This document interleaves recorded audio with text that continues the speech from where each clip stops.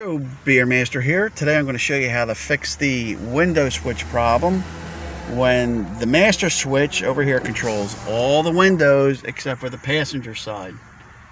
The passenger side window will work off of that switch, but it will not work off the master switch. And the reason why it's not working is because we were working on that door and disconnected the switch, and it requires a reset. This goes for the Legacy, Outback, Impreza, Foresters, and most Subarus. So we're talking about 2012 up. We'll have this reset. So I'm going to show you the simple reset. So I'm going to hit the switch again and show you that the window does not go up. So now let's go to the other side and I'll show you the reset procedure.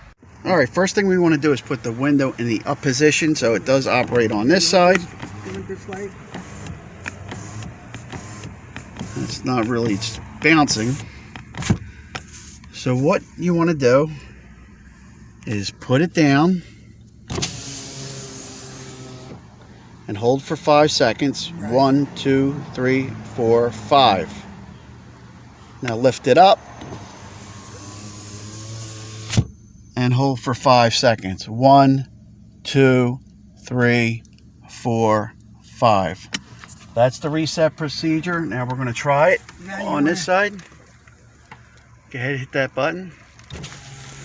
And there you go. It works. Is that bucket up? Joe Beer Master, thanks for watching.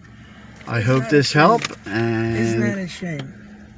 please subscribe and give a thumbs up. Take care.